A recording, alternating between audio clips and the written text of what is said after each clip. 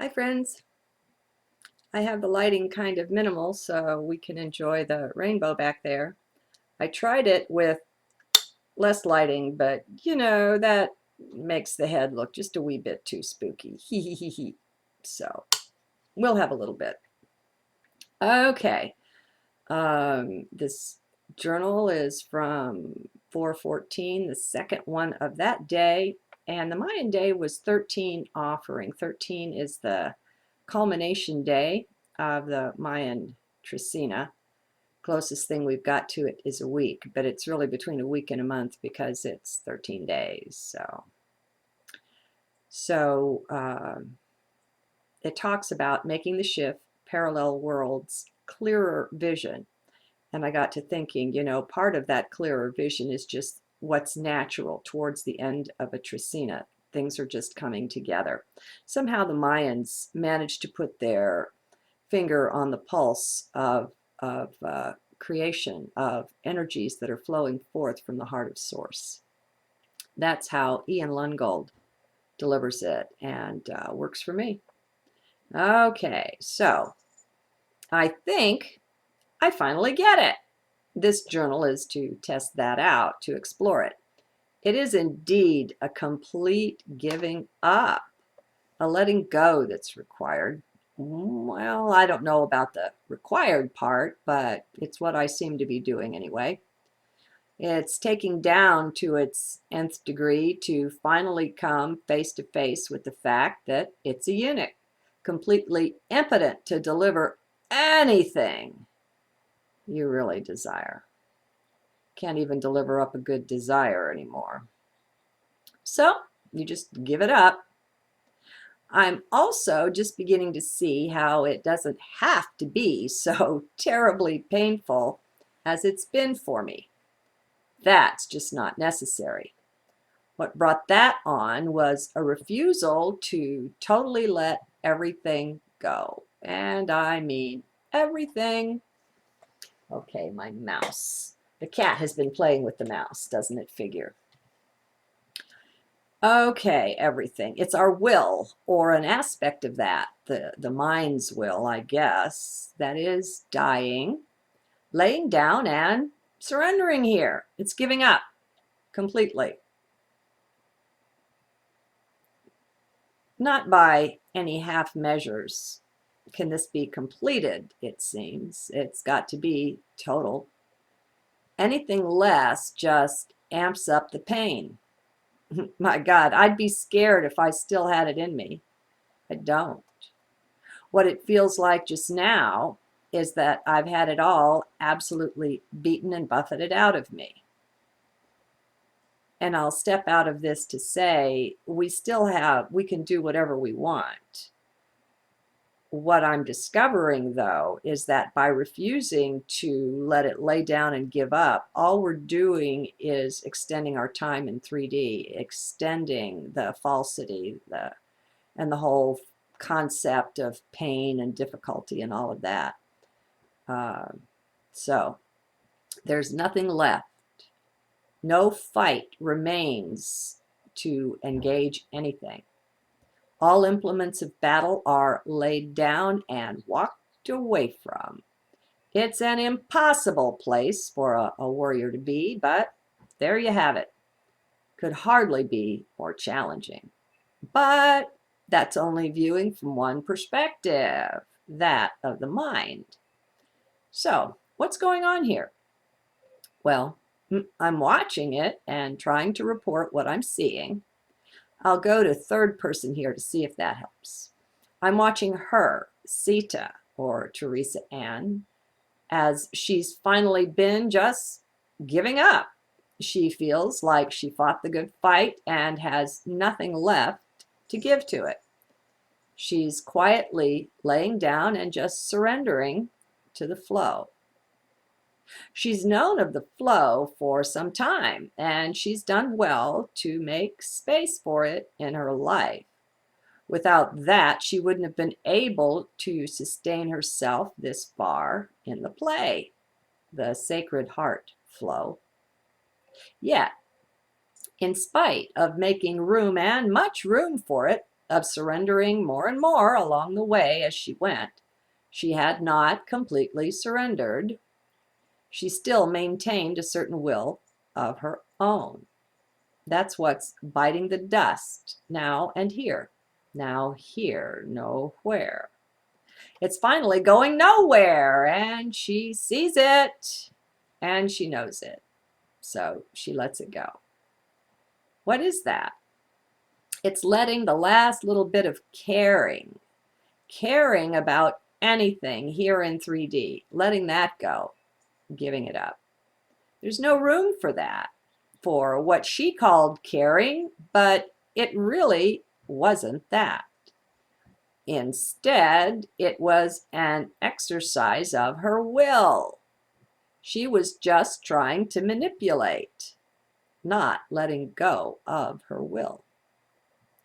What she doesn't really know yet is that it wasn't her will at all. It was the will of the false construct, the one she took herself to be. It's not Sita who is dying here. It's the false image, the false creation she took herself to be. That's what is laying down there on the floor and all but giving up the ghost, if it had one to give. But being false, it has no such thing. It's all her unreality that she ever took to be real.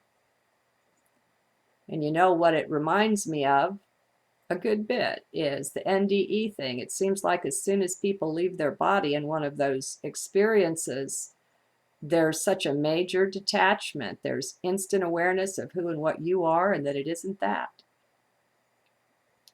You know, that really feels right. It's truly a dying that's going on here. It's that heavy and dark. Let's all just remember that we're magnificent, multifaceted, multidimensional beings, okay? Don't forget, this is just one thread in her life, and it's one that had to be eventually cut. If she was to rise back up again, time to tie this one off. See what part it plays in the tapestry, huh? This part wasn't making any such trek. While I don't think I'm quite on the other side of it yet, no, I don't know, my vision keeps getting clearer about what's going on, what's acting, what's causing it. And for that, I am deeply grateful. This is one of the strangest feelings I've ever experienced. It's like giving up and dying on the one hand and a transcending on the other, and both at the same time. It doesn't make any sense, not in 3D terms anyway. This is higher dimensional, things that make you go, That's right. Let's not be afraid to claim our own higher dimensional reality. You are already there on those planes. It's perfectly all right to own it. You experience it each time you go off into deep pondering, prayer, meditation, a nature walk.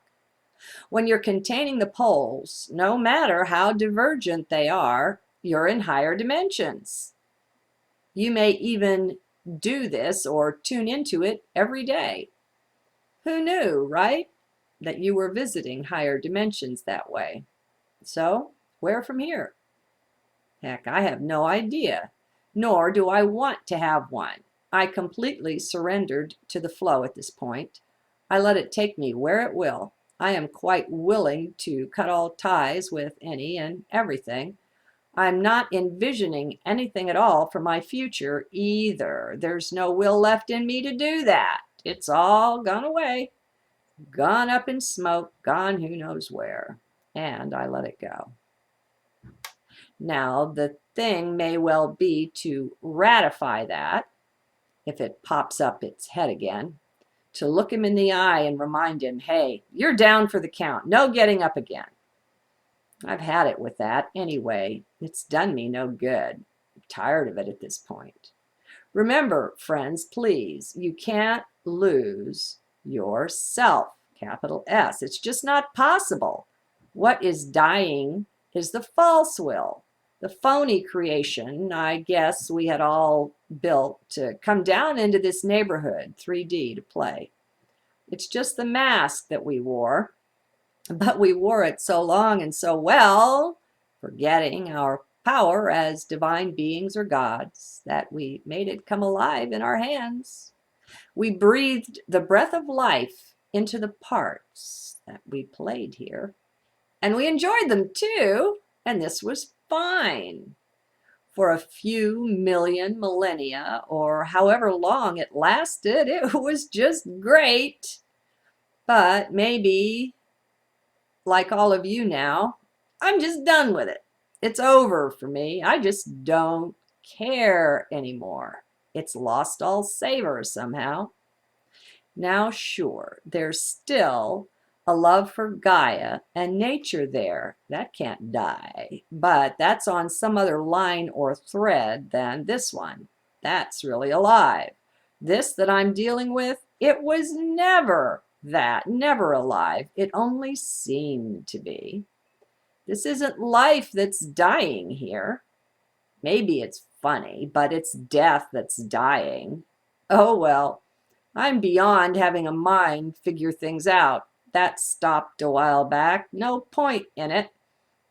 Who knows? Maybe this is the phony mind that's laid down to die here. Heck, I don't know. Could be. My vision doesn't yet have that much clarity, so I report back just what I can see, and it's this: that I'm totally fine in this giving up that you've all been watching me go through. It's a really good thing, even though it's also been like sailing through shit. Terribly, terribly painful, full of challenges, and oh, the woe is me victim thing. Oh my God. Did I ever learn to sing that tune? And without even knowing it, my God, we convince ourselves we're this when we're really that. It's bizarre. This place is bizarre. So, both are true and at the same time. Oh my God, I'm seeing something here. It's an image. It's an image. It's like there are two worlds, and between them there is this flat, vast plane. They're both standing on the ground, but they're mirror-like. It's like they're foot to foot, like someone standing on a mirror. Only the sense I get is that I've been on the bottom one, the one where we live life upside down, the reflection with our feet pointing up. And what's happening is that as I'm surrendering all identity with this one, the whole thing is starting to flip. There's been the smallest break in the wall, a breach, so that both can be at least seen. Well, what I get is that we're all doing this together, or it would have already flipped over for me. I watched it flutter. No, stronger than that. It made a move, but not a big, strong one. It's starting to right itself. What else I get is that once it does, we will be living in the real world once again. The one we've always known, but had to hide from ourselves in order to play our parts down here. Wow, this is totally cool. If even one person's letting this matrix go can bring about a noticeable shift, that says quite a lot about how close we really are. It just won't take that many of us going through something like this, the complete letting go, for the knowledge of the real to penetrate down into this play world we've been calling real for age upon age. I don't mean to minimize what I am or have been going through here. It's no picnic or jolly good time. This level of surrender is something we work our way toward. It's not easily done. And even though it felt like I had just totally, completely given up at the time, I can tell you, I haven't done that. I feel like if we could ever really give up, the vision would just clarify. It would prove itself. Um, Giving up doing may be the hardest thing of all. Complete surrender to the flow. Having no preferences regarding what happens here in 3D. Try that one on. Try letting all your desires go. And then even your preferences, so that there is simply nothing left. I know it's hard to even imagine. I agree. It almost has to be done to you or through you. If it wasn't happening to me, I couldn't imagine it. It's that wild, that rough, and that seemingly impossible. I guess I'm really glad I've got the flow to thank for leading me here to the point where I can finally begin to see something of what's been happening to me in ways that make sense, heart sense anyway. Don't ever expect mind sense from me. That way, when you get it, it'll be like a little present thrown in. Okay, guess there's no more to add here. That's all I can see for now. I'm truly grateful for that. Hey, those of you that have gone this far already, how about piping up in the comments? What have you found? What is or was it like for you? Who else out there is in the midst of so totally letting go of things? What's amazing is how it seems like depression was a requirement to get through it. I'm not sure of that yet. But at the moment, I fail to see how I could possibly have made this journey and avoided it. In this case, it's the outer, the false self, falling into the doldrums over having to go. I'm not depressed, not the real me. It needed to die, and somehow it knew it. It was just that sad to be going, I guess. That's how it seems at this point anyway. But hey, I'll still be taking the St. John's wort, using the light and the sound therapy. I'm loving this body through everything the best way I can. It's been hard on the body as well, having to live with me at the helm, poor dear. But honestly, I've always had one or two screws loose. I'm not the easiest one to live with. No one who totally loves truth is easy to live with. We've hitched our wagon to a much higher star than most can even see. Things that make you go, Sorry the rainbows didn't come. The sun is setting now so far over north that it's not shining through the maple tree there. See you again soon.